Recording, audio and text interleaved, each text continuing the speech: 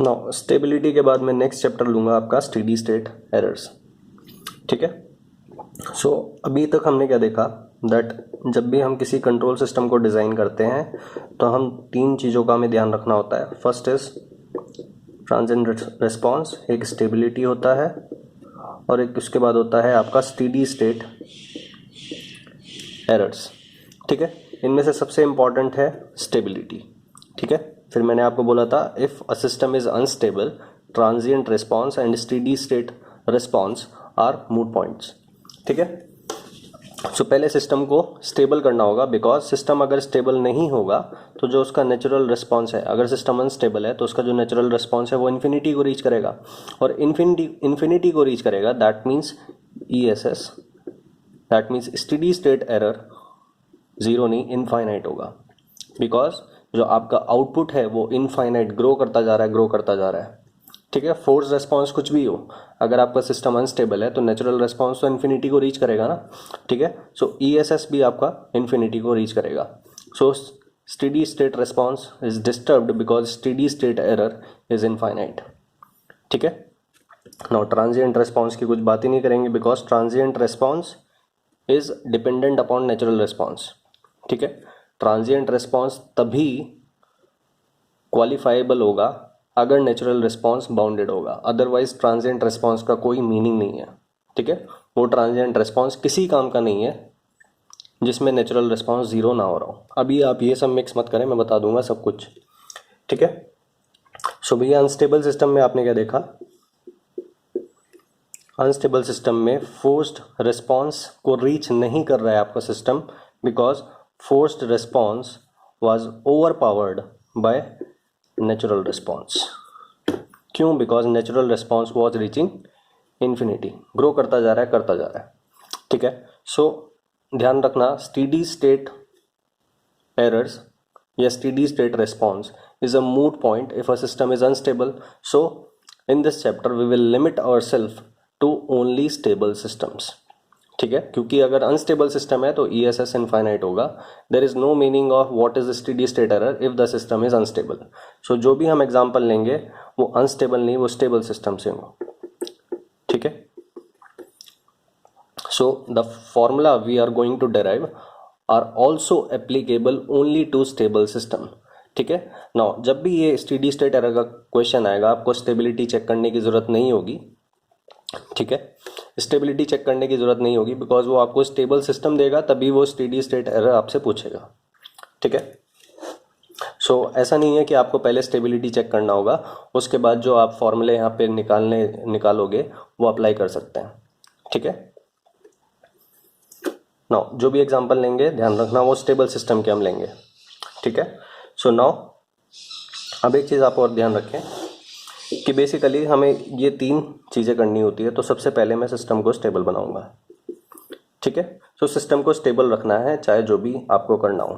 ठीक है, नाउ एक डिज़ायर्ड ट्रांजिएंट रिस्पांस होगा और एक क्या होगा, desired steady state response. Desired steady state response का मतलब कि ESS आपने एक प्री डिफाइंड वैल्यू कर दिया कि ESS जो है वो ±5% या ऐसा कुछ आपने डिसाइड कर दिया कि स्टेडी स्टेट एरर इतना होना चाहिए बस। ठीक है, ठीक है, नाउ सो जब भी आप ट्रांजिएंट रिस्पांस को इम्प्रूव करेंगे तो स्टेडी स्टेट एरर क्या होगा, स्टेडी स्टेट रिस्पांस डिग्रेड कर जाएगा, दैट मीन्स ESS इंक्रीज करेगा। ठीक है, दैट मीन्स अगर आप एक चीज़ को इंक्रीज करते हैं तो ये चीज़ खराब होगी, इसको खराब करेंगे तो ये अच्छा हो जाएगा। ठीक है, ये आप नोटिस करेंगे। सो इस चीज़ को बोलते हैं कि आप एक चीज़ को अच्छा करने जा रहे हो सो दूसरी चीज़ खराब हो रही है, इस चीज़ को बोलते हैं ट्रेड ऑफ। इसका एक रियल लाइफ एग्जांपल अगर मैं बोलूं तो फॉर एग्जांपल हम पैसा कमाते हैं। ठीक है, ना जितना ज़्यादा पैसा कमाएंगे उतना ज़्यादा फैमिली लाइफ डिस्टर्ब होगा। ठीक है, सो पैसा ज़्यादा कमाओगे फैमिली लाइफ डिस्टर्ब होगा। ठीक है, पैसा कम कमाओगे तो फैमिली को भी टाइम दे पाओगे तो फैमिली लाइफ अच्छा होगा। ठीक है, सो ये चीज़ है, इस चीज़ को बोलते हैं ट्रेड ऑफ, कि आप एक चीज़ को इंप्रूव कर रहे हो तो दूसरी चीज़ अपने आप डिग्रेड हो रही है, और ये ऐसा कंट्रोल सिस्टम में होता है। ठीक है, नाउ तो बेसिकली आपको एक बैलेंस बनाना होगा इन दोनों में कि भैया ये भी एक लिमिटेड उसमें रहे जोन में और ये भी एक लिमिटेड जोन में रहे जो आपके लिए जो आप अलाउ कर सकें, and provided that system remains stable. ऐसा ना हो कि आप सिस्टम को अनस्टेबल कर दो गलती से, ठीक है। इन दोनों को रखना है, जो भी आपकी डिज़ायर है वो लेके आओ डिज़ाइन में, बट डिज़ाइन कभी भी ऐसा नहीं होना चाहिए जब आप सिस्टम डिज़ाइन में चेंजेस कर रहे हैं कि आप डिज़ाइन करते करते आपने सिस्टम को गलती से अनस्टेबल कर दिया। सो सिस्टम को स्टेबल भी रखना है, ठीक है, और इनमें एक बैलेंस क्रिएट करना है, बिकॉज बैलेंस क्रिएट करना ज़रूरी है, बिकॉज इसको इम्प्रूव करोगे ये डिग्रेड होगा, इसको इम्प्रूव करोगे ये डिग्रेड होगा, ठीक है। सो एक बैलेंस आपको क्रिएट करना है and maintaining the system as a stable system. Now अब बात आती है स्टेडी स्टेट एरर किसको कहा गया है। ये आपका क्या है, फॉरवर्ड पाथ ट्रांसफर फंक्शन, ठीक है। इसको मैं जीएस से डिनोट कर रहा हूँ। नाउ यहाँ पे मैंने समिंग पॉइंट बना दिया, नेगेटिव फीडबैक है, यहाँ से आप इनपुट कर रहे हो आरटी जिसका आपका लाप्लास है आरएस, यहाँ से आपको आउटपुट मिलेगा सीटी, बट मैं फीडबैक सिस्टम ले रहा हूँ, ठीक है।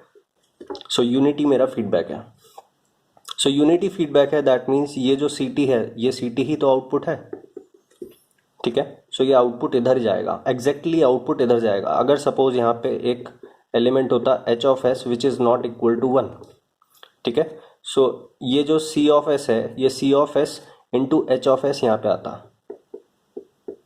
ठीक है। इज दिस आउटपुट, ये आउटपुट नहीं है, सी ऑफ एस आउटपुट है, ठीक है। So C of S and R of S तभी आएंगे समिंग पॉइंट पे जब ये यूनिटी फीडबैक होगा, ठीक है। सो अभी फिलहाल के लिए हम वो सिस्टम लेंगे जिसमें जो आपका फीडबैक है वो यूनिटी है, ठीक है। सो ये यूनिटी आपका H S is equals to 1 है, दैट मीन्स डायरेक्टली ये सी टी एग्जैक्टली यहाँ पे सी टी आएगा, और यहाँ जो समिंग पॉइंट है वो क्या होगा, समिंग पॉइंट पे जो यहाँ से निकल के आएगा इसका output, that would be R T minus C T, और ये क्या है इनपुट, ये क्या है output, and this difference is called as E T, ठीक है।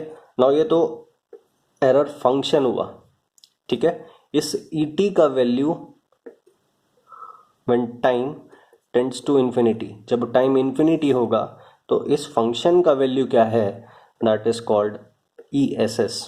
क्यों, because T tends to infinity means steady state, और स्टेडी स्टेट किसकी देख रहे हो आप, एरर फंक्शन की, तो स्टेडी स्टेट एरर इसको बोला जाएगा, ठीक है।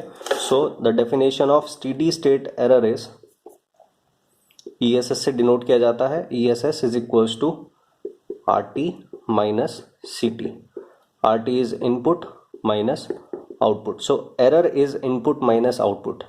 नाउ अब ये जो एरर है ये ऐसा नहीं है कि आपने सिस्टम को स्टेप इनपुट दिया तो भी वही एरर होगा, या फिर रैंप इनपुट दिया तो भी वही एरर होगा। सो दैट मीन्स एक प्रेस्क्राइब्ड इनपुट के लिए एरर निकाला जाएगा, ठीक है। जैसे ही इनपुट चेंज होगा, इनपुट चेंज होते ही आपको उस पर्टिकुलर इनपुट के लिए एरर निकालना होगा, ठीक है। So E S S for a particular input is equals to input applied minus output for that input applied, ठीक है। बट कंडीशन क्या है, दैट ये आपको t टेंड्स टू इन्फिनिटी पे देखना है।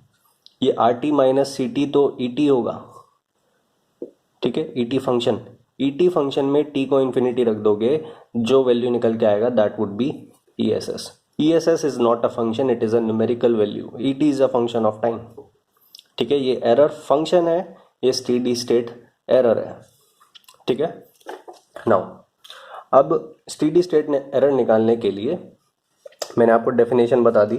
स्टेडी स्टेट एरर निकालने के लिए बेसिकली 3 टेस्ट इनपुट रखे गए हैं, ठीक है, 3 test input.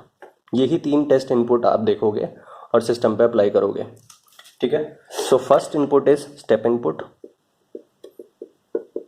Second is ramp, और थर्ड इज आपका पैराबोलिक इनपुट, ठीक है। सो स्टेप इनपुट आप देखें तो स्टेप इनपुट किस तरह का होता है आपका, इस तरह का, ठीक है। सो एक कांस्टेंट आपने दिया हुआ है, ठीक है, एक कांस्टेंट आपने इनपुट दिया। फॉर एग्जांपल आप एसी के सिस्टम में देखो, दैट सपोज आपने 25 तो ज़्यादा हो गया, सपोज 21 डिग्री सेल्सियस आपने रिमोट से प्रेस किया, या रिमोट से नहीं मतलब ऊपर वो जो अप डाउन की होता है उससे आपने 21 पे सेट कर दिया।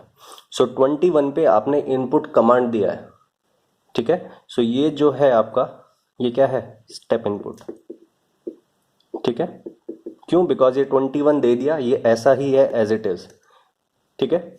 सो ये चेंज नहीं हो रहा, 21 आपने दे दिया। अब उसके बाद 22 करेंगे आप, सो फिर से चेंज हो जाएगा, फिर से बेसिकली स्टेप चेंज हो रहा है। पहले आपने 21 दिया, उसके लिए जो भी होगा, मैं आपको बस इनपुट समझाना चाह रहा हूँ, इनपुट किस तरह का है। स्टेप इनपुट मीन्स आपने इनपुट कमांड दे दिया जो कि एक कांस्टेंट वैल्यू है, या तो आपने 21 दे दिया या 22 दे दिया। So this type of input command qualifies as step input command, ठीक है। नाउ अब बात आती है रैंप इनपुट, ठीक है। रैंप इनपुट किस तरह का होता है? रैंप इनपुट इस तरह का होता है आपका, ठीक है। सो ये क्या कर रहा है? टाइम इंक्रीज करा तो वैल्यू, टाइम में इतना चेंज आया तो इसमें एम्पलीट्यूड में इतना चेंज आया, ठीक है। सो फिर उसके बाद देखें आप, स्लोप तो सेम रहेगा ना, टाइम में इतना चेंज हुआ तो एम्पलीट्यूड में इतना चेंज हुआ, ठीक है। सो लीनियरली राइज कर रहा है। सपोज इसका जो स्लोप है वो 2 है, 2 स्लोप का मतलब कि यहाँ पे 1 सेकेंड का चेंज होगा तो एम्पलीट्यूड 2 टाइम्स हो जाएगा, ठीक है। ये 2 सेकेंड हुआ तो ये 4 हो जाएगा। 1 सेकेंड है तो सपोज 2 है तो 2 सेकेंड होगा तो 4 हो जाएगा, बिकॉज 2 के रेट में चेंज कर रहा है। 1 सेकेंड में 2 हुआ, 2 का चेंज हुआ, ठीक है। फिर एक और सेकेंड बाद फिर से 2 का चेंज होगा, 2 टाइम्स होगा एक तरह से, ठीक है। सो इस तरह से ये डिफाइन होगा। सो लीनियरली राइजिंग कमांड, इसका क्या मतलब है? ये जो इनपुट है ये लीनियरली चेंज कर रहा है वैल्यू, ठीक है। तो सपोज 21 से या फिर 0 से 21 तक इस तरह से सपोज आप कर रहे हो, ठीक है। सो 0 से अगर 21 डिग्री सेल्सियस तक इनपुट कमांड आपकी जा रही है, सो इस तरह से लीनियरली जानी चाहिए, ठीक है। जो आपका कमांड है वो लीनियरली इंक्रीज करना चाहिए। So such type of input are called ramp inputs, ठीक है। थर्ड इज पैराबोलिक, ठीक है। पैराबोलिक किस तरह का होगा? ये लीनियरली राइजिंग होगा, ठीक है, लीनियरली राइजिंग। सो एक्सेलरेटेड टाइप का होगा। सो इसमें ऐसा नहीं होगा कि हर सेकंड जो है वो इनपुट 2 टाइम्स हो जा रहा है। इसमें एक्सेलरेशन है तो बेसिकली ऐसा होगा कि फर्स्ट सेकंड में 2 यूनिट का चेंज आया, फिर नेक्स्ट सेकंड में 4 का चेंज आया, ठीक है, 4 टाइम्स हो गया, फिर नेक्स्ट सेकंड में 6 टाइम्स हो गया। सो एक्सेलरेट कर रहा है। सो एक्सेलरेशन आप बेसिकली जानते ही हैं, एक होता है कांस्टेंट वेलोसिटी से चलना और एक होता है एक्सेलरेशन, एक्सेलरेटेड, जैसे कि आप बाइक स्टार्ट करते हैं, सो एक्सेलरेशन होता है, ठीक है। सो एक्सेलरेशन होता है तो उस हिसाब से आप देख लें, समझ जाएंगे एक्सेलरेशन का क्या मतलब है, ठीक है। सो नाउ अब बेसिकली अब मुझे मैं एक वो लेता हूँ प्रैक्टिकल एग्जांपल सा, और उससे आपको बताता हूँ कि कब इनपुट कौन सा अप्लाई करना है, ठीक है। क्योंकि ऐसा नहीं है कि कोई सिस्टम आपने बनाया है वो तीनों के लिए बनाया हो सकता है कि आपने उसको स्टेप इनपुट के हिसाब से बनाया हो सकता है आपने उसको रैंप इनपुट के हिसाब से बनाया हो सकता है आपने उसको पैराबोलिक इनपुट के हिसाब से बनाया हो, ठीक है। अगर सपोज आपको एक सिस्टम है उसको स्टेप इनपुट पे चलाना है, फॉर एग्जांपल लिफ्ट में आपने 4 फ्लोर प्रेस करते हो कि किस फ्लोर पे आपको जाना है, ठीक है। सो सपोज आपको 3rd फ्लोर पे जाना है तो आप 3 को प्रेस करोगे, तो 3 को प्रेस करना मीन्स आपने एक स्टेप इनपुट दिया जो कि चेंज नहीं हो रहा है, ठीक है। 3 को प्रेस कर दिया मीन्स 3 पे जाके रुकेगा, ठीक है। सो 3 एज इट इज कांस्टेंट है, वो एक इनपुट कमांड है। अब उस 3 के करस्पॉन्डिंग जो आपका आउटपुट है वो क्या होगा कि लिफ्ट जो है वो 3rd फ्लोर पे आके रुक जाएगा, ठीक है। सो इस तरह से स्टेप इनपुट को डिफाइन किया गया है। नाउ अब मैं एक एग्जांपल लेता हूँ। सो इस पार्ट को मैं नेक्स्ट लेक्चर से चालू करता हूँ सो दैट कि नेमिंग ईजी हो।